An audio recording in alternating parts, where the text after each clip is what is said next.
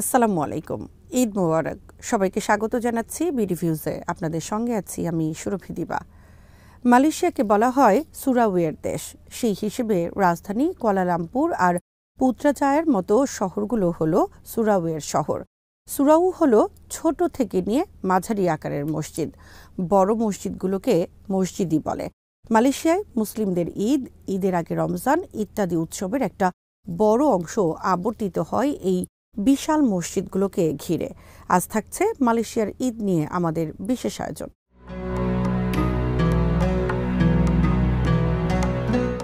মালয়েশিয়ার সমস্ত অবকাঠামো এমনভাবে গড়ে তোলা হয়েছে যেখানে ধর্মপ্রাণ মুসলমানদের কোনো অজুহাতে নামাজ এড়িয়ে যাওয়াটা প্রায় অসম্ভব।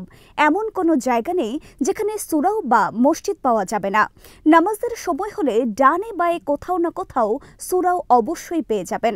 এখানে প্রতিটি মার্কেটে, অফিসে, স্কুল, কলেজ, বিশ্ববিদ্যালয়ে, তেল পাম্প, মেট্রো রেল স্টেশন, দূরপাল্লার মহাসড়কের বিশ্রামাগার সব জায়গায় সুরাও পাবেন।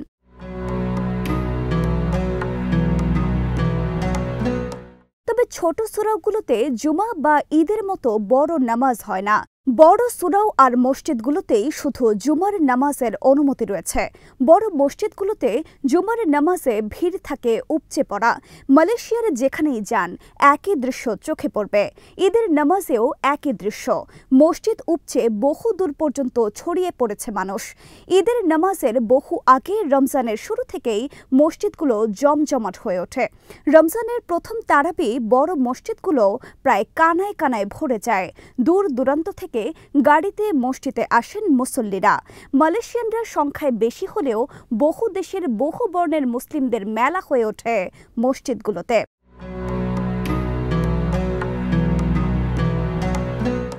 মালয়েশিয়ার রাজধানী ও বড় পর্যটন শহরগুলোতে বিশ্বের প্রায় সব মুসলিম দেশের নাগরিকদের দেখতে পাওয়া যাবে।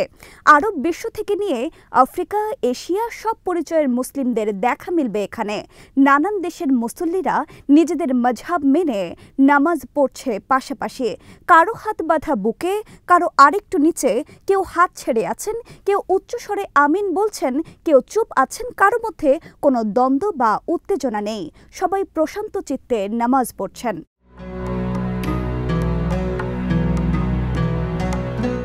রমজানে মসজিদে তারাবির নামাজ ৮ রাকাত হলে অনেকে চলে যাচ্ছেন, অনেকে পুরো ২০ রাকাতই পড়ছেন। তারাবিতে কোথাও পুরো কোরআন পড়া হচ্ছে, কোথাও কম পড়া হচ্ছে।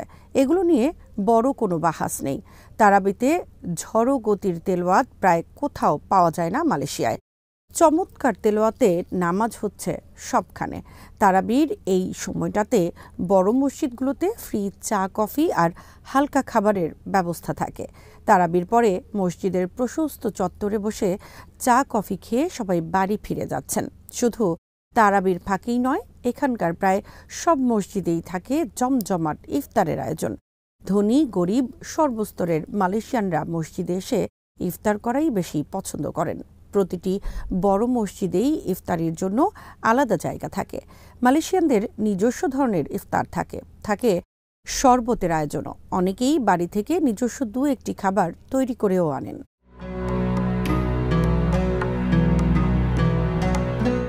মসজিদের এই ইফতার গরিবের জন্য নয়, সবার জন্য।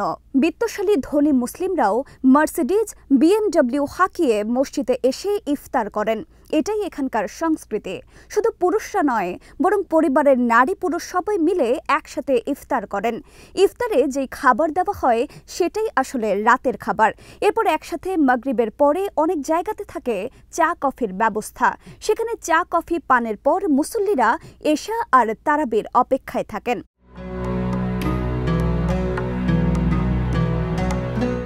রমজানের শেষ ১০ দিনে মসজিদগুলো থাকে আরও জমজমাট। ইতেকাফের জন্য অনেকেই মসজিদে থাকেন। এ সময় শেষ রাতে তাহাজ্জুদ নামাজটাও জামাতে পড়া হয়। অনেকেই তাহাজ্জুদ পড়তে রাত ৩টা-৪টার দিকে মসজিদে চলে আসেন। বিশেষ করে এই শেষ ১০ দিনে মসজিদগুলোতে সেহরিরও আয়োজন থাকে। মুসল্লিদের বাড়ি থেকে খাবার আনার কোনো দরকার পড়ে না।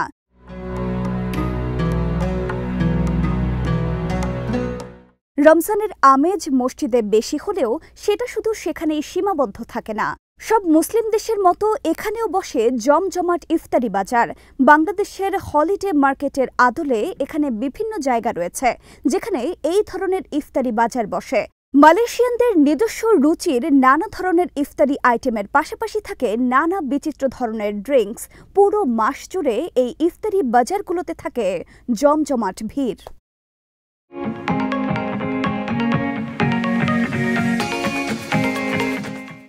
অনেক মুসলিম দেশের মতো মালয়েশিয়াতেও রমজানের দিনের বেলা রেস্তোরাঁ খোলা রাখা হয় না।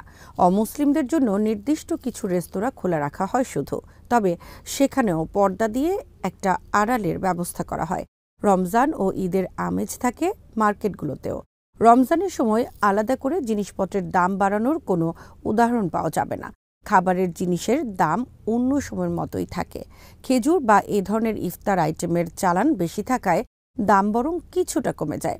কাপড় চোপড় জুতার মতো জিনিসপত্রের দাম বরং সস্তা হয়ে যায়। অধিকাংশ মার্কেট শপিং মলগুলোতে বহু দোকানে ছাড় দেয়া হয়।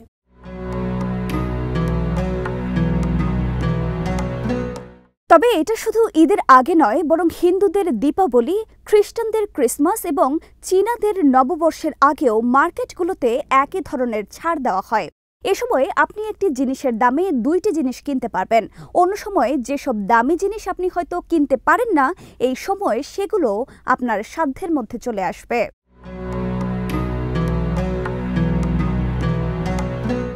ঈদের আগ দিয়ে মার্কেটগুলো সেজে উঠবে, রঙিন ডেকোরেশন, আলোকসজ্জা হবে। মার্কেটগুলো ও শপিং মলগুলোতে ঢুকলেই শুনতে পাবেন সালামত হারি রায়া গান বাজছে। ঈদকে মালয়েশিয়াতে এই নামেই ডাকা হয়। আর ঈদ কতটা এগিয়ে আসছে সেটা বুঝতে পারবেন আতশবাজি দেখে। ঈদের 1 সপ্তাহ 10 দিন আগে থেকেই শুরু হবে আতশবাজি। এই আতশবাজি অবশ্য শুধু ঈদের আগে নয়, বরং বছর জুড়ে সব ধর্মের অনুষ্ঠানেই ব্যাপকভাবে দেখতে পাওয়া যাবে।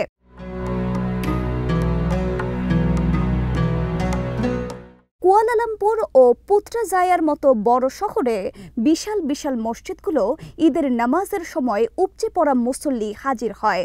সফেদ কাপড় পরা মানুষের মিছিল যেন মসজিদগুলোকে ঢেকে দেয়। তবে ঈদের জামাতে এই বড় দুই শহরে মালয়েশিয়ানদের সংখ্যা বেশি দেখতে পাবেন না। সেই তুলনায় বিদেশিরা সংখ্যায় অনেক বেশি, কারণ ঈদের কয়েক দিনের ছুটিতে মালয় মুসলিমরা কাম্পুং বা গ্রামে চলে যায় পরিবারের সবার সাথে ঈদ করতে। শহরের জীবন এখানে পরিবারের বন্ধন এখনো নষ্ট করতে পারেনি।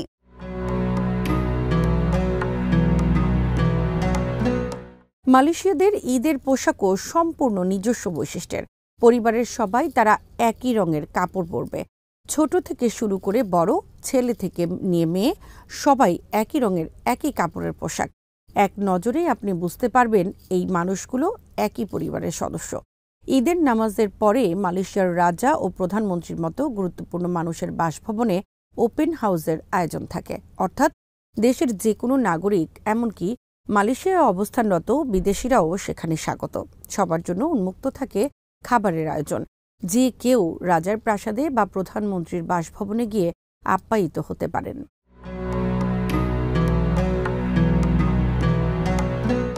ঈদের দিন শপিং মল, বিশেষ করে শপিং মলের ফুড কোর্ট, বিনোদন পার্ক, পর্যটন কেন্দ্রগুলোতে থাকে উপচে পড়া ভিড়। পরিবারের সদস্যদের নিয়ে সবাই দিনভর শহর চষে বেড়ায়। বিভিন্ন জায়গায় রাস্তার পাশে দেখা যাবে বিক্রি হচ্ছে ঈদের বিশেষ খাবার। বাঁশের চোঙার মধ্যে প্রস্তুত বিশেষ ভাত আর বিশেষ প্রক্রিয়ায় তৈরি মাংসের রেন্ডাং বিক্রি হবে ঈদের পরেও বেশ কয়েকদিন ধরে।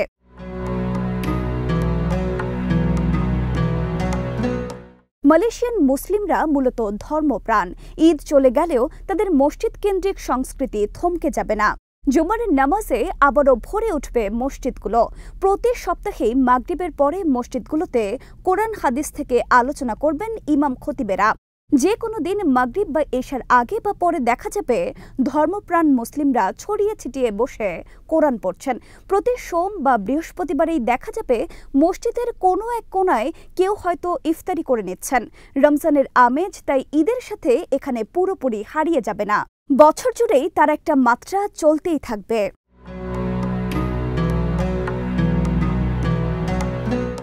আজ এখানেই শেষ করছি। সবাই ভালো থাকুন, সুস্থ থাকুন আর দেখতে থাকুন বিডি ভিউজ।